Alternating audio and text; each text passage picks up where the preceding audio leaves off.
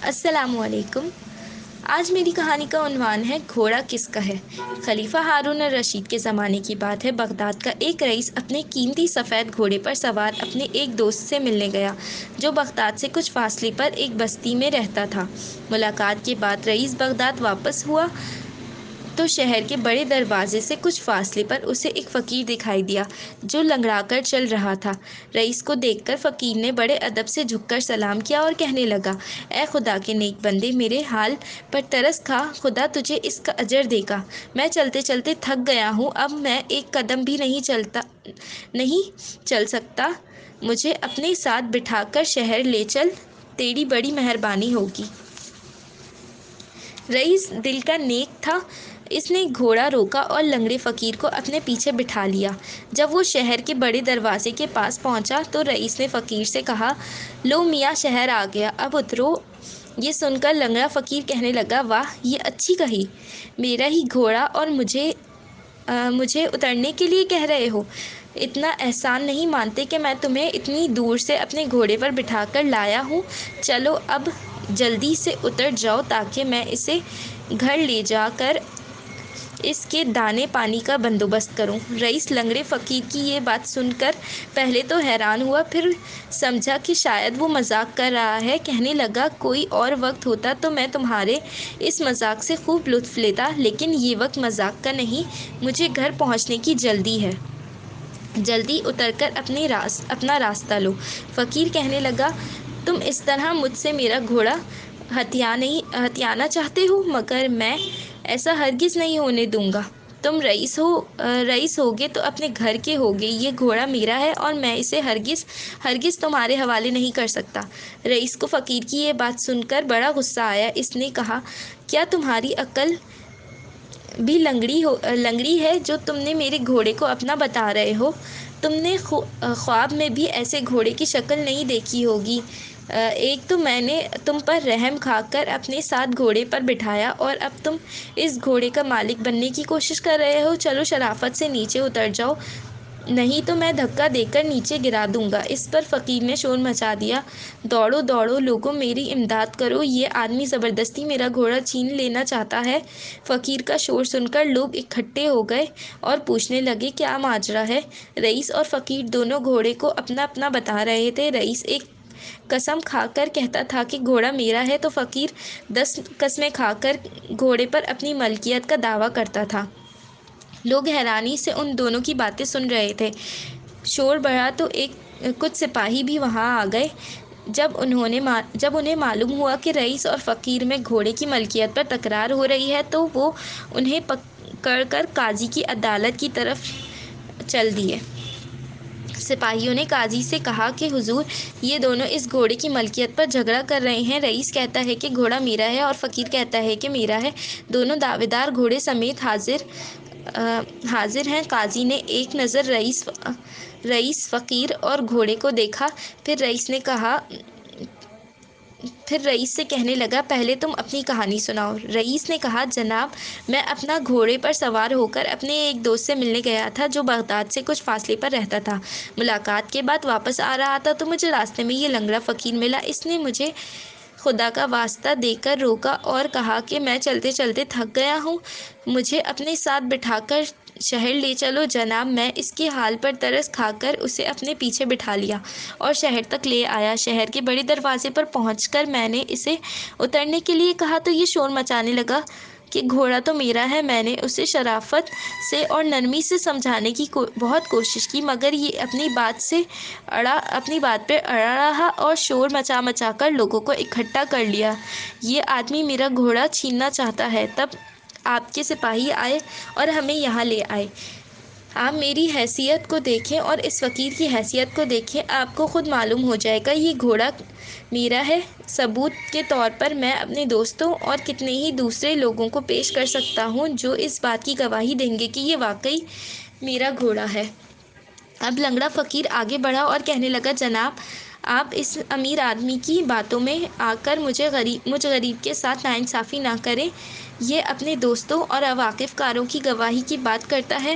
اس کے دوست اور واقف کار بھی میرے بجائے اس کا ساتھ دیں گے، اس لیے میں درخواست کروں گا اس طرح کی ہر گواہی کو رد کر دیا جائے۔ یہ حقیقت یہ ہے کہ یہ گھوڑا میرا اپنا ہے اور میں نے اپنی ساری عمر کی کمائی اس پر لگا دی اور اس گھوڑے پر صرف کر دی، صرف اس کے لیے کہ مجھے ایک جگہ سے دوسری جگہ آنے جانے میں سہولت ہو۔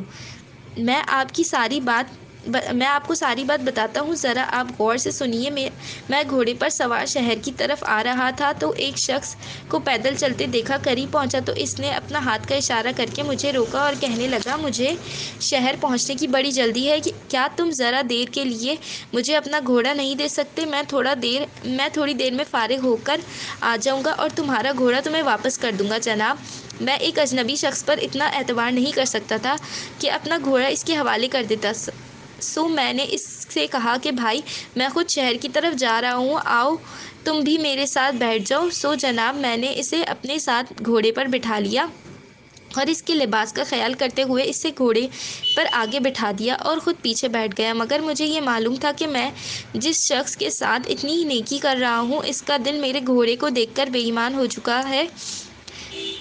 جب معلوم نہ تھا کہ اس شخص کا دل میرے گھوڑے کو دیکھ کر اتنا بے ایمان ہو چکا ہے۔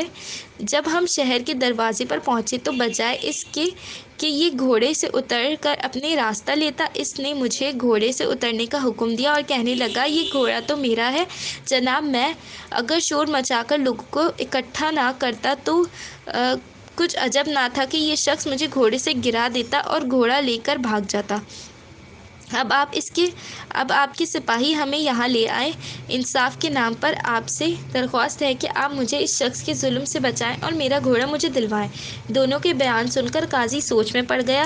رئیس نے جو کہانی سنائی تھی وہ بظاہر سچ معلوم ہوتی تھی، مگر فقیر نے جس اعتماد سے بات کی تھی اس سے بھی یہ گمان ہوتا تھا کہ وہ سچ کہہ رہا ہے۔ قاضی بہت دیر تک غور و فکر کرتا رہا مگر اس نتیجے پر نہ پہنچ سکا کہ گھوڑے کا اصل مالک کون ہے، رئیس یا فقیر۔ جب قاضی کوئی فیصلہ نہ کر سکا تو اس نے کہا، تمہارا مقدمہ ایسا الجھا ہوا ہے کہ میں اس کا فیصلہ نہیں کر سکتا، تم دونوں خلیفہ کے دربار میں چلے جاؤ، امیر المومنین ہی اپنی دانائی سے اس کا فیصلہ کر سکتے ہیں۔ قاضی، رئیس اور لنگڑے فقیر دونوں کو گھوڑے سمیت خلیفہ ہارون الرشید کے دربار میں لے جایا گیا اور اس کے حضور عرض کی،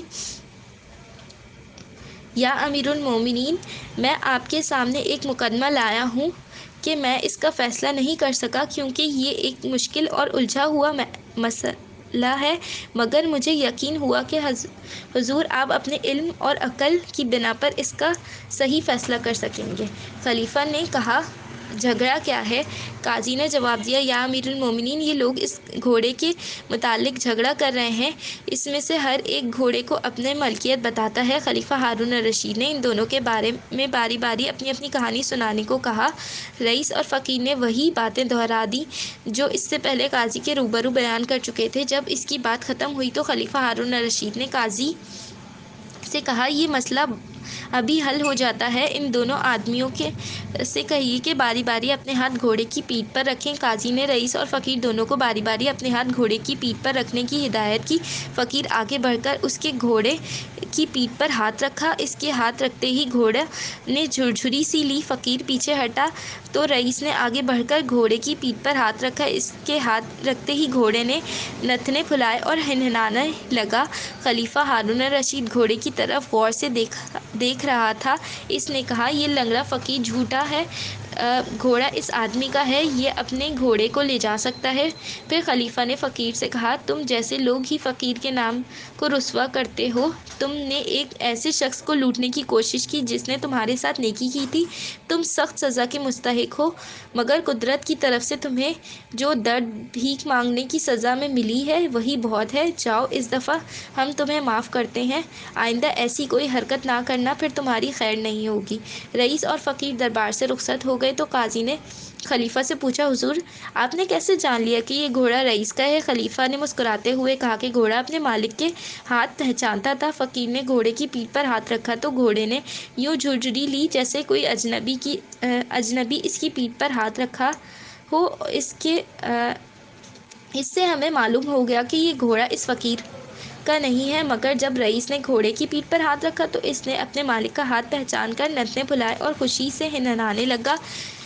اس سے ہم نے جان لیا کہ یہ رئیس ہی ہے اس گھوڑے کا اصل مالک۔ قاضی نے اپنی جگہ سے اٹھ کر خلیفہ کو سلام کیا اور کہا، سچ ہے امیر المومنین، آپ کا علم اور عقل آپ کی ساری رعایا کے علم اور عقل پر بھاری ہے۔